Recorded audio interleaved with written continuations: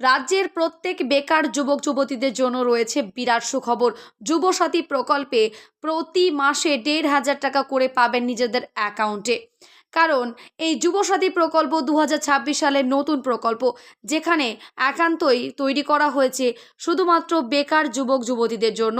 এই প্রকল্পের সুবিধা হচ্ছে, আপনারা যারা মাধ্যমিক পাস রয়েছেন ২১ থেকে ৪০ বছর বয়সে, তারাই কিন্তু এই প্রকল্পে আবেদন করতে পারবেন।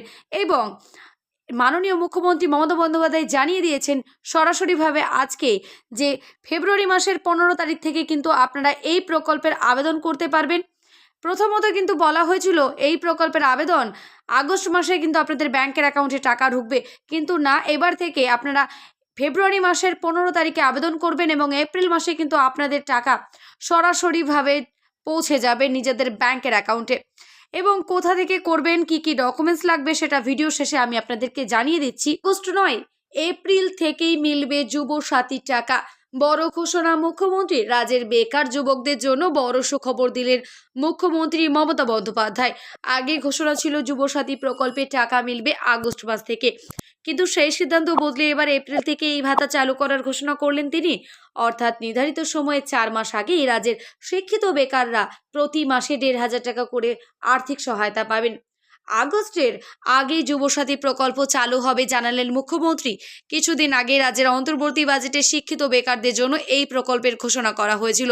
তখন জানানো হয়েছিল মাধ্যমিক পাশ করার পর যারা এখনও বেকার রয়েছেন তাদের জন্য এই ভাতা চালু করা হবে। প্রথমে বলা হয়েছিল আগস্ট থেকে এই টাকা দেওয়া শুরু হবে, কিন্তু মুখ্যমন্ত্রী জানিয়ে দেন প্রকল্পটি আরও আগেই কার্যকর করা হচ্ছে। কারা সুবিধা পাবেন?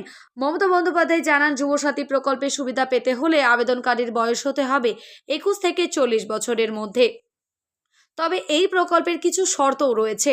তিনি পরিষ্কার করে বলেন, কেউ যদি ইতিমধ্যে কোনো স্কলারশিপ পান তাতে যুবসাথী প্রকল্পের আবেদন করতে কোনো বাধা নেই, কিন্তু স্কলারশিপ ছাড়া যদি কেউ রাজ্য সরকারের যে কোনো অন্য জনমুখী প্রকল্পের সুবিধা পেয়ে থাকেন তাহলে তিনি এই ভাতার জন্য যোগ্য হবেন না।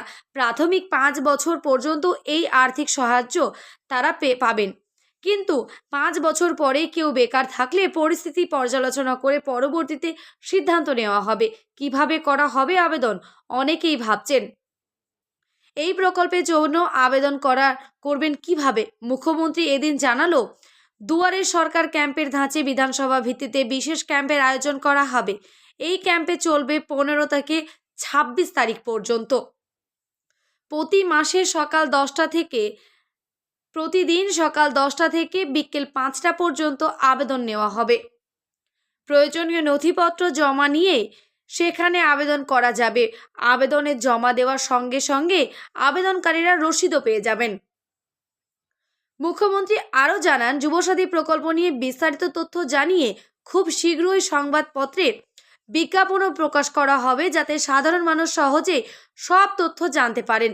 এই ঘোষণার ফলে রাজ্যের লক্ষ লক্ষ শিক্ষিত বেকাররা যুবক যুবতীদের উপকৃত হবে বলেই মনে করছে প্রশাসন। নির্বাচনের আগে এই সিদ্ধান্ত যুব সমাজের জন্য বিরাট বড় স্বস্তির বার্তা নিয়ে এলো বলে মত বিশেষজ্ঞদের। তো আশা করি আপনাদেরকে জানাতে পেরেছি যে এই ফেব্রুয়ারি মাসের ১৫ থেকে ২৬ তারিখ পর্যন্তই কিন্তু এই দুয়ারে সরকার চলবে এবং আবেদনপত্র জমা দিতে পারবেন প্রতিদিন সকাল ১০টা থেকে বিকেল ৫টা পর্যন্ত সেই দুয়ারে সরকারে। প্রয়োজনীয় নথিগুলো কি লাগবে সেটা আপনাদেরকে নেক্সট ভিডিওতে আমি অবশ্যই জানিয়ে দেব। তো আশা করি এইটুকুটা আপনারা বুঝতে পেরেছেন। যদি কারো বুঝতে কোনো সমস্যা থাকে আমাকে কমেন্ট বক্সে কমেন্ট করবেন, আমি চেষ্টা করব তার রিপ্লাই দেওয়ার। দেখা হচ্ছে নেক্সট কোনো ভিডিওতে। এবং যদি ভিডিওটি আপনাদের হেল্পফুল হয়ে থাকে অবশ্যই ভিডিওটিকে লাইক করবেন, সাবস্ক্রাইব করে চ্যানেলটির পাশে থাকবেন নিত্য রকম আপডেট ভিডিও পাওয়ার জন্য। পাশে থাকা বেল আইকনটি অন করে রাখবেন এবং আপনাদের বন্ধু বান্ধবের সাথে অবশ্যই ভিডিওটিকে শেয়ার করবেন।